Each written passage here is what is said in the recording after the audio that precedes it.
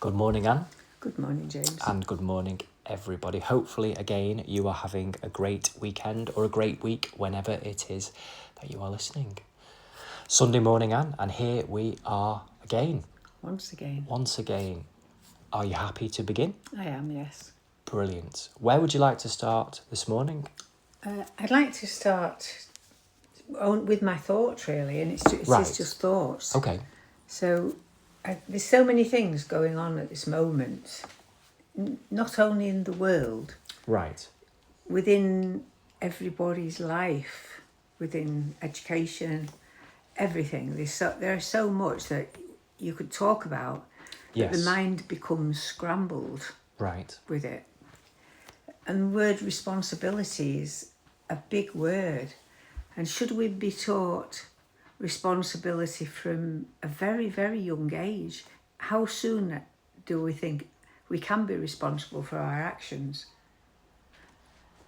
I think we can be responsible for our actions probably by the time the age of 8. Right, okay. I think at the age of 8, we can make our mother a cup of tea on Mother's Day and a piece of toast. Yes. So if you can do that, if you can make a cup of tea and a piece of toast, it means you can fend for yourself. Yes. So you can open a tin of beans and put a tin of beans. And people will say, well, that's far too young to be doing that. And yet they used to work in the mills at 8. Yes. And down the mines. Yes. And yet we don't, in this day and age where we have everything. Are you saying that children aren't being shown or taught responsibility? Absolutely. Not so much that you feel that children should be sent down the mines? Definitely not. No. Right. I didn't think that, but I was just being clear. No, definitely not. You feel that children aren't being nurtured to be responsible? They aren't given responsibility. They're not given responsibility. Okay. You know, they have to be taken to school. They have to have phones so somebody can contact them. They have to have trackers on the phones. So then they're not given personal responsibility. And I wonder how we learn if we're not given personal responsibility at a young age. How do we learn to work with other people? And with responsibility, this is a question that I think you might find a bit unusual, is with responsibility, does that involve care of somebody else? That's an interesting question. So I'm asking you, do you think it requires? I think that's a very, very interesting question and a thought-provoking way of framing it. And my immediate response is yes. It involves an element of awareness. Yes. An awareness of outcome, potential outcome, and either encouraging that outcome or protecting against an outcome. So we may be responsible to attempt to minimise a risk, but we may also be responsible to maximise potential and maximise and open up opportunity. So it's not necessarily restrictive or expansive. It's something deeper than that. And I suppose this morning, care is as good a word as any. And being aware of other people and how they feel. Because following my thoughts, as always, I don't know, you don't know, and everybody, you all listening this morning, you don't know what we are going to discuss. We genuinely do not have a plan or a script or anything written down. We sit down and we talk and see where it goes. So following my thoughts just immediately now this morning, it's having an awareness of the inner landscape of feelings, of our own feelings and of the feelings of other people around us. And the wellness, the health of our emotional state and our feelings, the integrity of our being and other people's beings, and responsibility. I'm thinking on my feet, but something like for it to truly be genuine, has an integrity that runs all the way through it. So it is to do with the actions that you do, so how you act, how I act, how anybody acts. But it's deeper than that, because it's our intentions behind those actions, and it's our genuine awareness of feelings and other people's feelings, obviously relatively put, and it's contextual to all things in life. And often it can be instinctive as well, so it isn't always a thought out process. So it's instinctive if you have siblings. Yes. So, years ago, mothers used to go out to work, and you had you had the key, didn't you? You must have had a key to get in. Yes, key to the house, absolutely. So yes. you had younger siblings. I did, yes. So would you have to be responsible for the younger siblings? I had to be responsible for my brother. Yes, there were times when I would be involved in looking after them, being responsible for them, letting them in, giving them something to eat. Making sure they're safe. Yes, in general terms, absolutely, yes. So nowadays, somebody would say that you shouldn't put that responsibility on children. That, they shouldn't be left in charge of other children. It's all relative, isn't it? It is all relative. It's relative to the psychological age of any particular child, the environment they live in. But generally speaking, it feels that children now, as opposed to years ago, and not that long ago, no. I'm trying to think of the best way of framing it, are a little bit too cosseted now. Yes. So rather than ride on a bike to knock on for a friend to see if they're playing out, everybody would, these armies of bikes would be racing around all the roads, and somebody would come up to the front door. Do, do, do, do, do. Is Anne coming out to play? Is Anne in? Is she coming out to play? Yeah.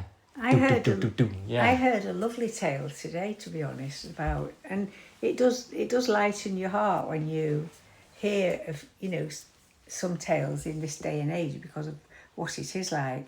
But a young girl, her brother's gone away for a month, and he has his own apartment. The girl's 15, and her mum and dad, the apartment's near where they are. Right. And the mum and dad have said you can look after it for him. She goes home to sleep, but she's in the day. She goes in because it's school holidays. Yes. And looks after his apartment and cleans it and does things in it. And she can have her friends in as long as she respects it. Okay. And her mum was saying today that she had some friends said to her whilst they were out, it was raining, can we go to so and so's apartment because it'll be warm in there and it's not, it's raining. Yes. And she said, no, that's his home. That's a good point. And I'm not abusing his home. That is responsible. That's what I'm saying. Yes. Doesn't that lift your heart when you hear of Yes. somebody that has been given those standards? Because she wouldn't have those standards unless she had parents who gave her those standards. So we absolutely, and parenting and positive influence from role models, teachers, parents, siblings, adults, anybody in truth can be a positive impact on anybody else's life. There's something intuitive about responsibility. I've often said, if we have a look at the actual word itself, responsibility, the ability to respond. Yes. So there is something in how we act to something that comes to us, something that is either going to happen or something that is happening, or maybe something that could happen in theory, how we respond to that. So maybe it's when we're challenged in some way, or when an idea comes and we have to find a way of making some level of choice, whether it's an internal choice or a choice of words or a choice of action, or it could be a simple yes or no. It could be anything, and it really could be anything. Yes. And I don't think being responsible is knowing an outcome. I suppose we really are dancing around concepts here, aren't we? And a lot of this is semantics in terms of words, and then those words, and then those words. But somewhere in the heart of this is an integrity and an awareness of other people and their feelings, and a care for other people and their feelings that is genuine and sincere and speaks of the inner world of you, and an awareness of the inner world of somebody else. It isn't merely their physical situation, it's their spiritual integrity. It's truth, I suppose, really, to get to the heart of it. Being responsible is an awareness of what is right and true, and an alignment of conscience in there. I'm using up words again, more words on top of other words on top of other words on top of other words, I know, centering around responsibility. But it's something like that. So it's the interconnectedness of the human race. But we can also be responsible for animals. We can be responsible not just for living creatures, but things. If I was to give you something that was very precious to me, that was a book, as a child, my favourite toy, or my football. If I was to trust you, a girl, with my football, I would expect you to be extremely responsible. Or of such, whatever it might be. So we're it responsible isn't for things. It isn't just it isn't just living things, but it's still the same area of awareness, because the responsibility in the protection or the safeguarding of the hypothetical football, which I'm sure you would take care of, isn't the ball itself. It's your awareness of the feelings I have and the importance attached to it, or the meaning. Maybe something is more important. More I think you've true than important. It's a feelings. It's something to do with what means something to each of us. It's to do with meaning. Yeah. Responsibility is meaning. I'm saying lots of words this morning. I think you said the right thing there, to be honest, and actually referring to a football. I was trying to think of something that was inanimate and seemingly objective and meaningless in and of itself. Well, it's not meaningless. In comparison to human beings and their feelings. At this moment, for me, it's not. That football has great meaning for me at the moment, because that's something that I don't understand. And obviously I'm not a man, and I've never played football, and I know the women's football team's doing really, really well. Yes. But for me... Come on, England. For me personally... Yes. It's got out of hand. That we can be paying 140 million for one man. Yes. Is obscene to me. It really is obscene. When we have people who are starving, we have a war going on in Gaza, children starving, and yet we can all still... This is where responsibility becomes hard to define for me, is because I would say, and it's easy for me to say this, that I would prefer everybody to say, be responsible for themselves, and every man that is at that football match says, we're not going to that football match. That money can be better spent in ways in this world, in a health service and everything now. And lots of people might not like that. They may not. I feel that people do find, particularly football in this country, the United Kingdom, a particularly challenging area because of its working class roots and because of the teams centred around working class communities traditionally. Traditionally, but not now. Liverpool and Newcastle, Manchester, Glasgow, Birmingham. Who are Liverpool? Champions of England. I know, I'm only jesting, although that part is true. I'm only jesting. I don't care anything like I used to. As a young boy, I absolutely love football, and I would spend my days dreaming about being a footballer. I absolutely loved it. In terms of a particular dream, and I had pictures of Robbie Fowler and Steve McManaman. Steven Gerrard was the big one as I got a little bit older. Steven Gerrard all over my walls. But everyday lads. Yes, absolutely. That's the difference, everyday lads from where you live. And the money that is involved now is obscene. It is obscene. And it's obscene for many, many, many reasons. And I don't feel that we can potentially even cover them all this morning, or even that we should. No. But most football clubs run at a loss. They're actually running in debt, where they're servicing debts, as in they're actually running at a loss. How does that happen? Again, to be honest with you, Anne, it's very intricate, and I don't know. I just know that greed and Yes. a lack of integrity and responsibility from owners and from people involved and all the way down to the fans has created this situation where astronomical money is circling around sport, particularly football in Europe, but there are other sports in the world where astronomical sums of money are paid for players.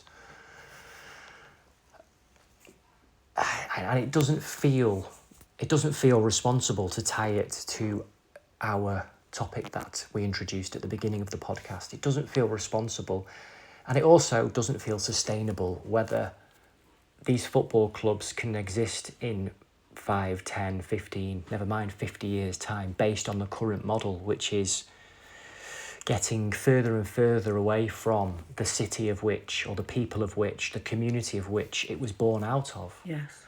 And the spirit of, in the best of ways, that brought people together. And another question, which is a little bit more controversial as well, is maybe football's had its time. That there has been lots of trouble with football. People hold it very dear to their hearts in this country.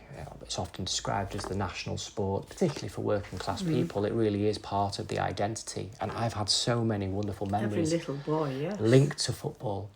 But football has been synonymous with violence for a long time now, for a very, very long time now. And a lot of parts of our culture, parts of our evolution has been represented in football, for better and for worse. Yes. Maybe football has had its time, or maybe men's football has had its time. But I've seen in recent weeks that the first £1 million player who is female has been bought and sold. So a young lady has been sold to Arsenal Football Club from Liverpool in the ladies' game for £1 million, the first £1 million female. And in some senses that's to be celebrated, because it's recognising the growth of women's football and how it's having an impact and how more and more people are engaging with it, and therefore more money is becoming involved in the sport. And that can be perceived as a positive. But if we are to learn from the lessons of the corruption and the astronomical sums of money that have become involved in football in general, particularly the male football, I'd like to think that maybe female football and any other sports that are up and coming or having a resurgence or a renaissance would maybe not just let unregulated wealth into football. It's difficult because of freedom, and there are many subjects here circling around all at once. Yes.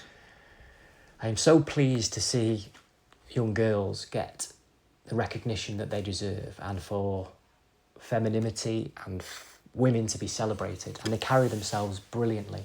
And it's so refreshing, and I find it such a joy to watch the England women's football team. I find them joyful, to be honest with you. I love watching the women's football team, particularly England, because, biased English, but they're doing so well. And I'd love for it to stay like that. Yeah, I listened to one of the players today while I was having my lunch. She was being interviewed, and it was the one who has been, she's been bought by Spain. She plays for Spain. And then she's come back here to play in England. She now plays for one of the teams here, but she has played for the Spanish team. She's a Spanish girl? No, an English girl who has been playing for the Spanish team. A club team, right, okay. Club team. And they were interviewing her. Right, okay. And she's been playing with the England team for a long time. And they were interviewing, and they were asking her about her fellow players. And it was all the reporters and radio and television. Yes. And they were all firing questions at her.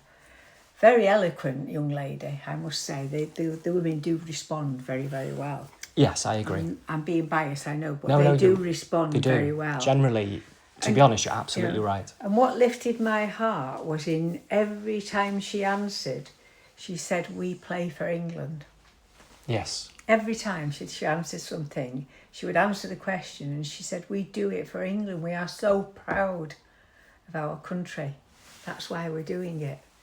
And then they were talking about the goal that the young girl did. This was 16-year-old.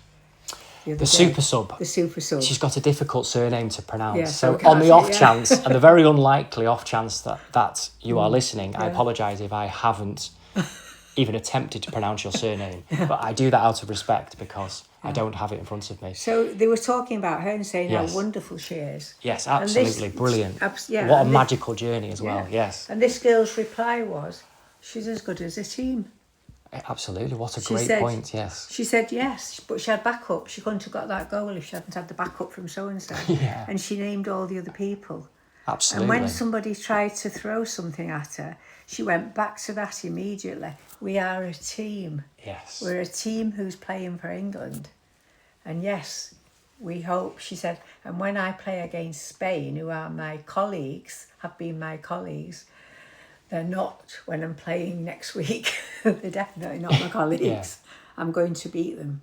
Yes. But that was really nice because it's refreshing, and I think we that's what's got lost in men's. They've become prima donnas. And no doubt the girls may become prima donnas if they start getting paid millions as well. And that would be sad. That was my point to begin with, that I hope that doesn't happen. But I have no objection for women to be able to have the same access to opportunity as anybody on the earth, no matter who they are, male, female or otherwise, absolutely everybody to have equal opportunity. But I hope wisdom can be used in sport and in life to have a look at what's gone well and what hasn't gone well. And I feel that the over-commercialisation of men's football and sport in general, and the corruption and the influence of the whole world really, money in general, in that particular sense, hasn't been healthy for the integrity of the game. And I hope that women's football, and I hope that the world can learn from that. But I'm absolutely all for equal opportunity, 100%. And it is a joy and it's inspiring. England's Lionesses are an inspiring group of young women. They're an inspiring group of human beings. And yes, I think that's wonderful. To be fair though, and to balance it out a little bit, I found the way that our previous England manager, Sir Gareth Southgate, conducted himself generally was very respectful. I thought he was a man who carried himself with integrity, who spoke eloquently. And looked immaculate. Yes, he did. He presented himself very smartly, and he was proud of his team, and he was proud to take the mantle of being the English football manager. And he cultivated a team spirit that united a group of young men. And those young men do speak generally about a positive experience. And there have been, and there is, I think, still, I'm not sure if it's actually on at the moment in the United Kingdom, there was a play put together celebrating Gareth Southgate's sort of reimagining of the England football team and modern masculinity and positive masculinity. And I feel that's to be celebrated as well, because like we have been this morning, we can be, in general, and everybody listening can be, very negative about these young men. Yes. And it isn't true in all cases. And some of them, like with the wonderful young females, have a lot of positive things to say, if given the opportunity. Responsibility. Absolutely. Opportunity. Well, in a sense, we can tie that together, given the responsibility. Absolutely. And he took his responsibility seriously, didn't he? Yes, and you felt that. And you felt that. Yes, there was a weight, there was a genuine weight and gravitas to the situation, which of course brings with it stress and pressure. But an acceptance of that is important, because you can't have responsibility without a level of pressure. You can't have it without a level of accountability. And that's a privilege. Yes. It's not a problem. It's all about mindset, isn't it? It's a privilege. It's often said as a sporting mantra. I used to play a lot of sport. A sporting mantra is pressure is a privilege. So to be in high pressure situations where lots of people would like to be is a privilege. Yes. And being in that mindset brings in a sense of gratitude, which helps to optimize your performance as far as I'm concerned. It's oversimplified, of course, life is not always like that, but I do think that that is very true. So positivity and responsibility and acting with a decency and an honesty and an integrity and a sense of each other and dropping the ego and not being self-important to the point that other people are your supporting act. And that's wonderful to hear about that young female player, whomever she may be. It could be any of them, because many of them, all of them speak wonderfully. So that's really heartening to hear. I think before we finish, Anne, because we were speaking about this today, earlier this morning, I'm trying to get my words out. And just to touch upon it, we are, both of us, as I'm sure you are all as well, listening this morning, highly cognizant of what's happening in the world, or at least hearing about it, and particularly in certain areas of the world, in the Middle East, in Palestine and in Gaza, but also around the world in general. There's a lot of unrest. And to be honest with you, it's difficult to know what the correct term is, but a humanitarian crisis is probably putting it mildly. And it's heartbreaking, and that I am, you are, we are, and I'm sure you are all listening, deeply perturbed by what's happening. I hope they are. Yes. I really hope everybody is deeply perturbed. It's really, really upsetting, and I'm angry about it, and I have been for a long time. And not just in Gaza, across the world, what's happening with children, across the world. Even in this country. Absolutely. Wherever it might be on this planet Earth, everywhere, anywhere, one child that is abused intentionally, harmed with cruelty, violence, nastiness and evil is one child too many. Yes. And we are all responsible for every single child. So although we have had, as always, an enjoyable, wonderful conversation this morning, and there's so much in life that we can be grateful for, and we should celebrate it, and we should bring as much fun and life into any moment of our lives. And I hope you all listening this morning can do that for your lives. Please do not feel for 1 second, I cannot speak for you, Anne, but I'm sure you can speak for yourself in one moment, that I am not aware in feelings of what is taking place. And it's breaking my heart. It's absolutely breaking my heart. And I have a lot to say about it. And I have a lot that needs to be done about it. And it saddens me that the human race is choosing this at this time. And I am ready and waiting for the human race to make a different choice. I am ready and waiting. So it's wrong. It's wrong. One child is wrong. Any child, no matter who they are, where they are, what they look like, it's wrong. Well, all I can say is any person, or living being who walks past and doesn't feel as James feels at this time, you're not taking responsibility. You're avoiding it. Yes. Because each and every one of us are responsible for what's happening out there. Absolutely. Because for every moment we say nothing, another child is being abused. And it's time that every single person who is sat comfortable in their homes open their eyes and saw what is happening. See, open your eyes and let's see. Yes. Don't think I can't do anything. We all can do something, even with thought. Absolutely. And the first port of call, maybe this morning, linked to our conversation, is about caring. Is genuinely, do we as a human race care about our children? Do we care about the children of this earth, or do we only care about ourselves? And I care deeply about every single child. Yes. Every single child I care about. And that's a large responsibility. Me too. But we can share that together. Yes. And everybody listening, we can carry that together. Yes. And we can bring about change together. Which is why we do our community events, which is why we talk about things, which is why we are inviting you all to come and stand with us, which is why in any way, shape or form that anybody, and there are many good people in this world, that can positively and proactively and meaningfully and passionately, purposefully, powerfully stand up and speak out about what is true and meaningful to you. And the more people that do that with responsibility, with respect, but honestly with power and purpose and passion, the world can and will change. Shrinking violets, the human race, are not. So, to end, we are all responsible for our own actions. Every one of us is responsible for our own action. And that's where it starts. Do we care? Do we care? Okay. That's it. Well, thank you, Anne. Thank you, James. And thank you all for listening.